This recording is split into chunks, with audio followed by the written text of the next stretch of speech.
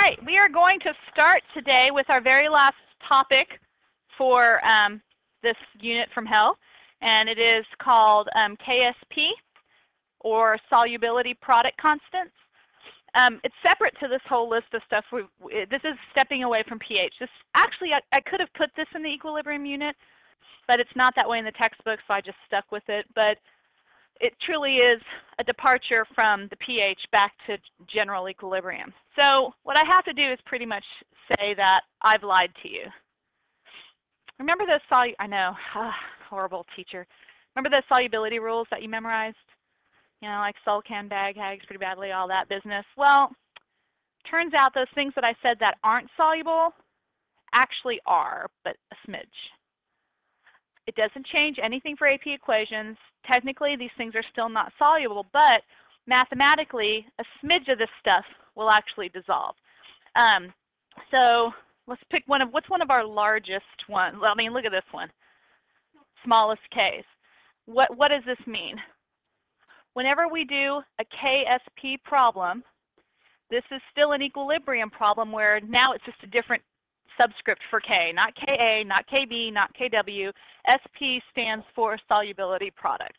And so whenever you set up an equation using KSP, your job is to, we're going to do Rice tables again, but your job is to do a dissociation equation in equilibrium of this busting into ions. So here we have 2 silvers plus 1 sulfide. Taking a look at the K expression, we would write what? Ag plus 2 divided to the plus 1, excuse me, squared times S minus 2 to the first. Since this is a solid, what do? We don't include it. So this is the expression. My point in showing you this, look how that number, how small that number is. Remember, K is a ratio of products over reactants. For a teeny number like that, we have a ton of what? Reactants. So little actually dissolves. So basically, that many moles per liter dissolves. That's like nothing, right? Okay?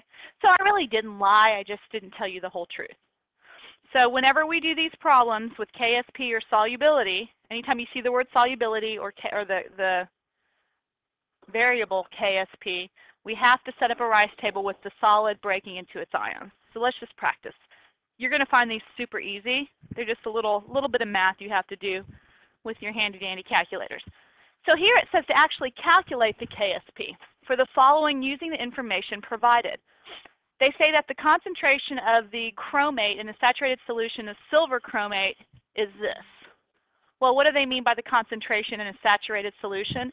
When they already talk about the solution being formed, that means at equilibrium, once everything's had a chance to settle down. So what they're giving us is the equilibrium concentration of our chromate. So because this is a KSP problem, you're always going to start your Rice table with taking your solid and splitting it up into its ions, dissociating it. Okay? And what does it dissociate to? 2 silver ions plus 1 chromate ion. What do we do with solids in equilibrium tables? We cross them out. So before, right when we throw that solid in there, before anything dissolves, we got 0, 0. Now, if it makes you feel better and you want to do this, you can, but it doesn't matter because there's so much of it, the amount that leaves is negligible. You were scared you couldn't do it. Well, if that makes you feel better, go ahead. The only thing I need to warn you about is we've been in the rhythm of minus x plus x, totally forgetting about these coefficients, okay? They're back based on the number of ions. So this is 2x, and this is x. So our unsubstituted equation is super important for you to write for these because of that whole squaring business. I do not want you to forget about it. So I always want you to write your unsubstituted. So your KSP is equal to 2x squared times x. So let's simplify that. Mathematically simplify that, guys. What is that?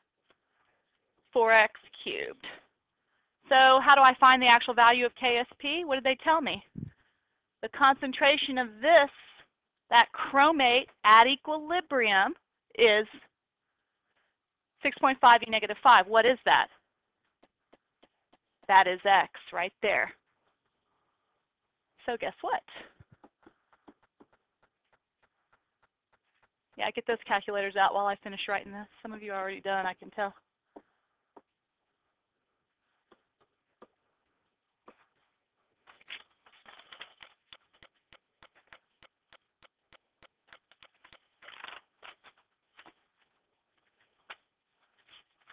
Uh, 6.66 e negative 13. Okay. No, you cube it first. Please excuse my dear Aunt Sally. Y'all know what I'm talking about, right? Yeah. Okay. I don't have an Aunt Sally. Order of operations. Parentheses, exponents, multiplication, division, addition. You're not getting this? So why did Ankita get it and the other period get it? Okay, so what did you get? Tell me again. All right. So I guess y'all multiplied and then cubed. I mean, Ankita multiplied and then cubed. Okay, now, but hold on. Anne's contradicting. She's saying y'all forgot to multiply by 4. Okay, I'm going to leave it here. We're going to say it's this. Okay, Seth's got it. Okay.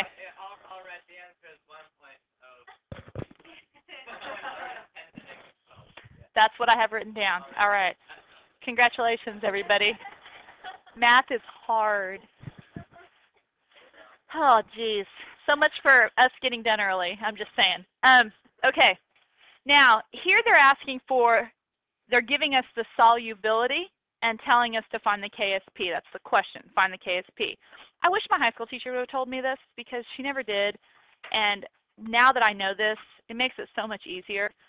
When you see the word solubility, it's referring to what? What does it mean when what is something solubility? Its ability to what? Dissolve. What on this table represents how much left and dissolved? What on this table? X. This little baby fake X here, that. So whenever you see the word solubility, either you're given solubility or you're finding solubility, they are talking about X. So again, they're giving us X in this problem to find KSP. The next problems you're going to have to solve for solubility. That is solving for X. Okay, so just remember that. All right, so we start a little rice table. How do we set up a KSP solubility rice table? Take the solid and do what to it? Dissociate into its ions. Why do I have equilibrium arrows? When I dissociated in the past, I just drew one arrow. Because it doesn't fully dissolve, right? It's not something that's 100% soluble. Okay, now here's an issue. Well, we can just set it up and we can get this started. What is X plus X plus X, X and X? So we need X, and we know that solubility is X and they're giving it to us, but does anyone see a problem? They're giving it in grams per liter. Well, we can't use grams per liter in a rice table. We need moles per liter. So let's just set up a little quick dimensional analysis. We want to convert this to moles per liter. So for every 1 mole, now I don't trust third period anymore. They got 235.77 grams. So when you figure out this, you get X, which comes out to be 3.05 times 10 to the negative 4th moles per liter. That was a thumbs up. I couldn't do it in whole paper. I felt like, all right. So that is equal to X. If that's equal to X, let's go ahead and find our KSP. What is our KSP expression equal to? X squared. So we get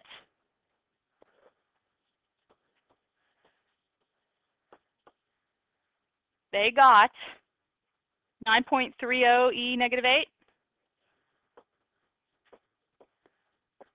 I'm being bad with sig figs. We need 3, so 9.30. The only number we actually are given is that initial, oh no, I was looking up there. We need these sig figs, so we need 2. Strike that, reverse it.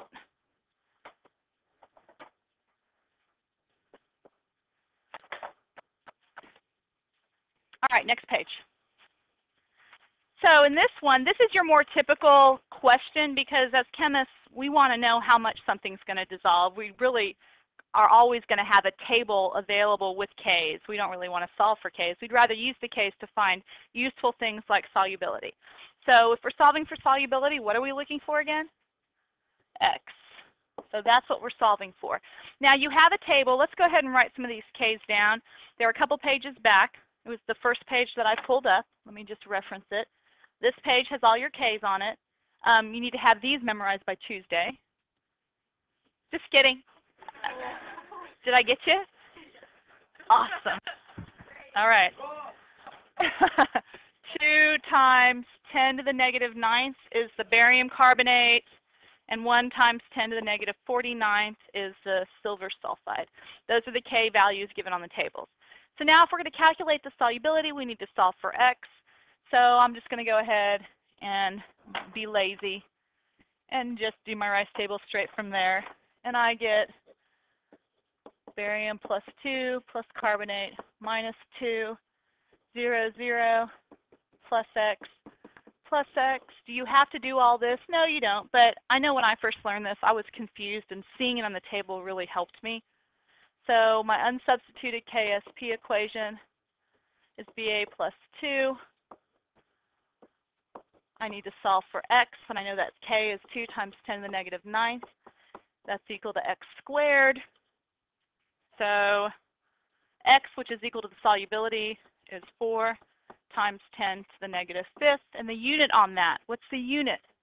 It's solubility, moles per liter. That's how many moles will dissolve in 1 liter. Because right here we didn't do it. I'm sure Jasmina had a heart attack. We didn't do this little minus X there.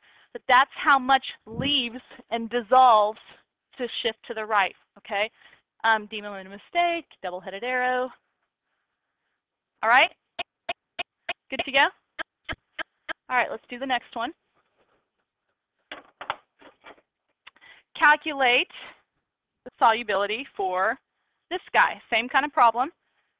I'm just choosing this one because we've got a 2 in there. 0, 0, plus 2x plus x. That's not included. So we have 2x and x. So our unsubstituted equation for the KSP is equal to silver plus squared times the sulfide ion to the first. So 1 times 10 to the -49th is equal to 2x squared times x. 1 times 10 to the -49th is equal to 4x cubed. Do y'all know how to do the cube root on your calculator? You can raise it to the 1/3, or if you hit the math button, you've got a cubed root button.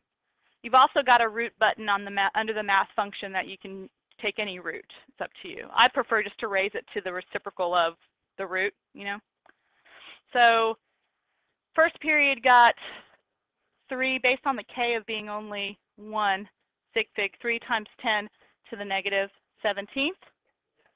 Yay, moles per liter. So here you notice we're dissolving these in water, right? What's going to happen next, we're going to take these same 2 solids, but instead of dissolving them in water, we're going to dissolve them in a solution that already has something in it. Look at this number 15. Number 15, we want to calculate the solubility, so again, we're going to calculate X. But this time, we're dissolving it in barium nitrate. Is there any common ion in there that the salt is trying to dissociate into? Barium. So what's happening, before we had no barium and no carbonate hanging out. Now we're dissolving it, and we're going to have an initial concentration of barium instead of a 0. All right? So we set this up exactly the same way. Split our insoluble solid up into the ions. Okay. But now, because we're dissolving it in something that already has barium ions in it, for every 1 mole of barium nitrate, there's 1 mole of barium. So if we have 0.5 molar barium nitrate, we have 0.5 molar barium initially. How do you think that's going to affect the solubility of the salt? Make it less or more? Less. Why? Well, it's kind of like, this is a really layman's way of saying this, but it's kind of like that barium is taking up spots that are only available for the salt to go into, and so barium's already taken up a lot of space, so less can actually dissolve. So we put a 0 here, plus X,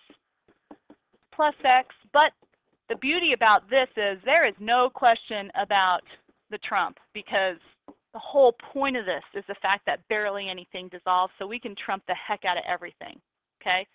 So we end up with KSP of 0.5 times X. Are you okay without me writing the expression? Okay, so this was 2 times 10 to the negative 9th is equal to 0.5 X. So X is equal to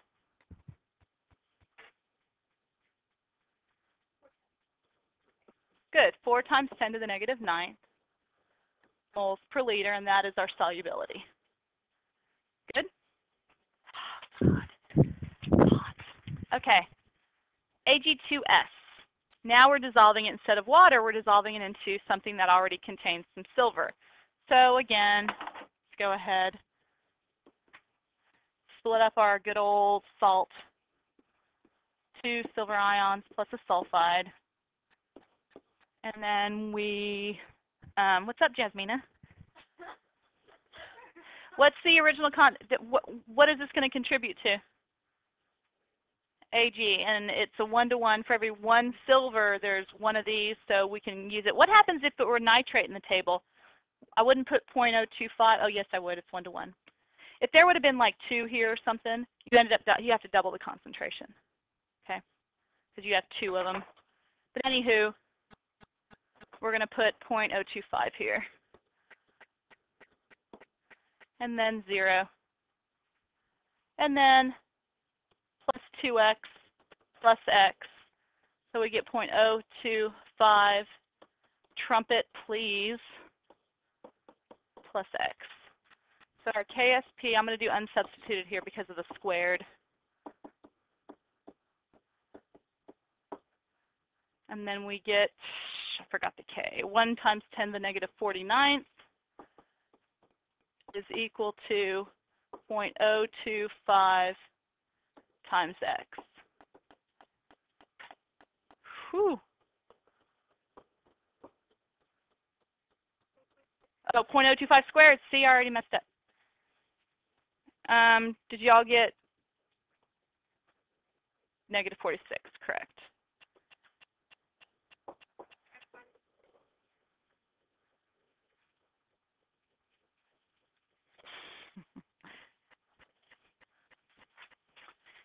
Okay, these are actually some awesome problems. The next 2 are my favorites. This is sexy. The next one's super sexy. Okay, this one is just amazing. After this problem, you're going to be able to tell me if a precipitate will occur if I give you any combination of liquids. You'll be able to say, yep, that'll precipitate. Nope, that won't precipitate. That's like magic.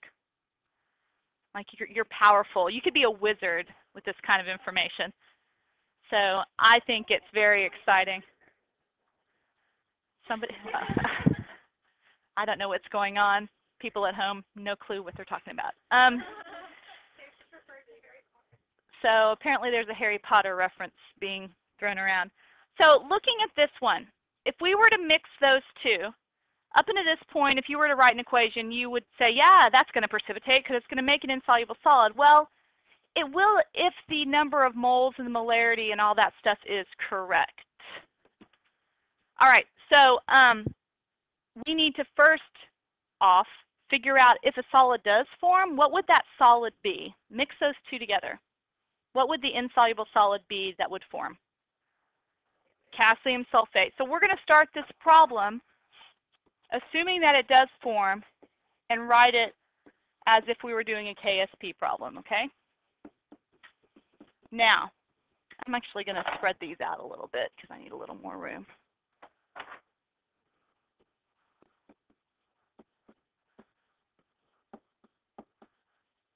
So when I initially start this, I have an initial concentration thrown in based on the two liquids we're mixing.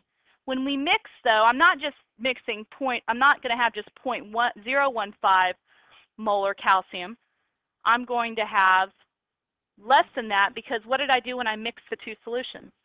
You diluted it. So we're going to have to do an MV/NV under each of these to find our initial concentrations of both. So with the calcium, we have a 45 ml sample. Its original molarity is 0.015 because for every 1 mole of calcium nitrate, there's 1 mole of calcium. And that's equal to, what's the total volume? 100. And I'm looking for the new molarity. So when you solve for that, you should get a molarity initially of 6.75 times 10 to the negative third.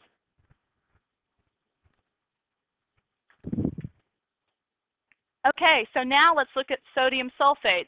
There's that 1 mole of sulfate in every 1 mole of sodium sulfate. So we're just going to take the 55 mils of sodium sulfate and put its molarity there. And that's equal to 100 mils of what molarity? They got 5.5 times 10 to the negative third. Is that right? Yeah. Okay. So let me just ask you a general question. If a precipitate were to form, which way would equilibrium shift in this equation? Left. If a precipitate were not to form, which way would it shift? Right. I have initial concentrations. What was the way that I calculated with initial concentrations direction of shift?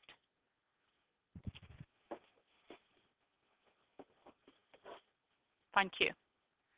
So we're just going to treat this like every other equilibrium problem and find Q. Q again is equal to the Ca plus 2 times the SO4 minus 2, but with initial conditions. Okay? So we plug our numbers in, and we get a Q equal to 3.7 times 10 to the negative fifth. K for this, if we look back on the previous page, this is published, is 3 times 10 to the negative fifth. So back to equilibrium. What's the relationship? Q is greater than K. So what does Q need to do? Get what? Smaller. To get smaller, do we shift left or right? If we shift left, are we making a precipitate or not making a precipitate? We're making a precipitate. So yes, this precipitates. Yes. Isn't that cool? It's very sexy. But the next one's even sexier. I know it's hard to believe that that's even possible, but it is. It's true. It is true. Y'all good? All right, let's do our last problem. Did y'all copy my squiggly line on that? Okay. So it's going to be hard for me to get this all on one slide. And I also have provided you guys with another sheet. So you can, it's a pretty big problem. I'll probably only get A and B on this. And I can probably copy the problem and put it on the next page as well. So here we go. It says, in a saturated solution of magnesium fluoride at 18 degrees Celsius. Remember, K is temperature dependent. If we go somewhere other than 18, we have to get a new K. The concentration of Mg plus 2 is 1.21 times 10 to the negative third molar. It's saturated, the solution settled down, so what kind of concentration is this? This is an equilibrium concentration, so that's going to go on our E line. All right? Write the expression for the solubility product constant. Well, their equation, they gave it to us up top, which was really nice. So let's write the expression from that. What is the expression? Mg plus 2 times F minus squared. Okay. Now, and it says, and calculate its value at 18 degrees Celsius. So to calculate the value, I'm going to rewrite the equation. I'm doing it the long way for the folks at home.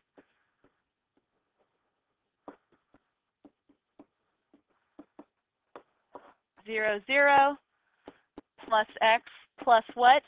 2x, x, and 2x.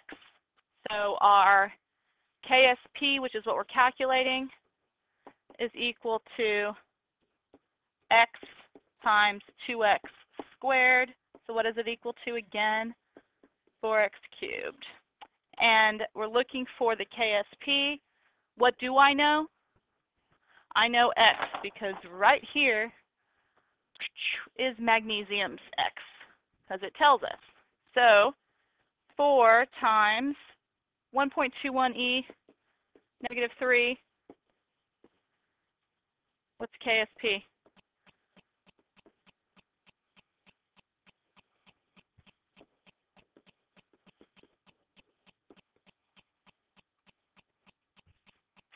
Someone else agree with that? And again, this is at 18 degrees Celsius. Very important. Everybody good? Okay, let's do the next part. It's not sexy yet, though. I'll tell you when it gets sexy, okay? I'll let you know. Actually, you'll figure out when it's sexy. Calculate the equilibrium concentration of Mg plus 2 in 1 liter of saturated if we're adding some solid Kf. So what we're doing is we're throwing something in, we're messing the equilibrium up, and it's going to have to reestablish equilibrium. So we're basically going to start with an initial concentration of which ion? F minus. So let's rewrite our equilibrium table again.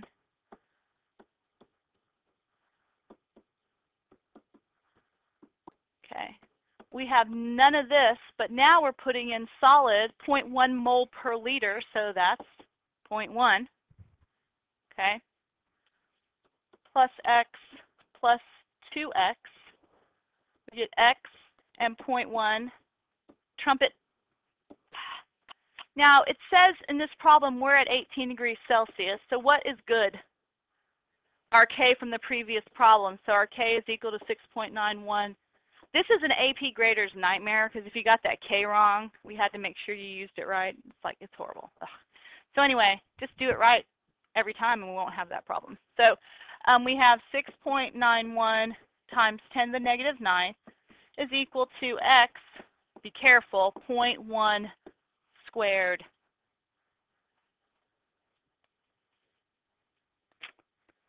And then we got, I don't know about their number, I don't know if I trust it, 6.9 times 10 to the negative 7. Y'all get that? Okay, and what is that again? What are we calculating? The equal of what? Mg plus 2. So we're looking for x, which is the concentration of Mg plus 2. And what's the unit on this guy? Moles per liter. All right. So far, it's everything we've done up to this point. Nothing new. Okay. Let me pause this for a second because I want to see. Okay, part C. Predict whether a precipitate will happen. When you hear that kind of problem, what are we going to have to solve for? Q. Anytime you hear about predicting precipitation, it's always a Q problem. So here we go. Mg F2, Mg plus 2 plus 2F minus. So we're going to start with, again, it's a situation where we're going to have to do a dilution. So we have an initial concentration of magnesium containing product of what? What's magnesium's concentration, initial concentration? Magnesium's product. 3 times 10 to the negative third. Do y'all see what I'm doing? We originally have 100 mils. What's the molarity going to be when we get to 300? And then our F minus we have 200 mils of an original concentration of that sodium fluoride of 2 times 10 to the negative third. What's the new concentration after we dilute to 300? So for magnesium, I got 1 times 10 to the negative third.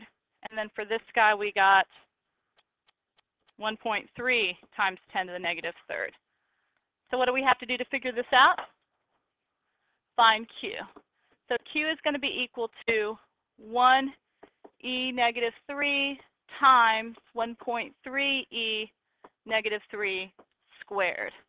So the value for Q we got 1.7 times 10 to the negative 9th. Did y'all get that? Okay. Our K, we're still at 18 degrees. Does it say? Yes, we're still at 18, so we're going to compare it to the original K of 6.9 times 10 to the negative 9. So Q is less than K. Q needs to get bigger. What direction of shift is that? Right shift means correct. No precipitate. No prep, whatever. No precipitate. So that's kind of sexy. But here's what's really sexy. You ready for what's really sexy? I don't know. The anticipation. It's crazy. At 27 degrees Celsius, our Mg is going to have a new concentration of, what is it? 1.17 times 10 to the negative third. So what was that number equal to again in the Rice table? The concentration of Mg plus at equilibrium? That's equal to X, right? Okay, so that's a new X. Whenever you see a new temperature, you need a new K. Now, what is the problem asking? Is the dissolving of this MgF2 in water endo or exothermic? This is awesome. Well, let's find the new K, and I'll show you how to figure it out. This is our new X. So what was our original expression? It was X times 2x squared, right? That's equal to our new KSP. Here's the new X. So 4 times 1.17 times 10 to the negative third cubed.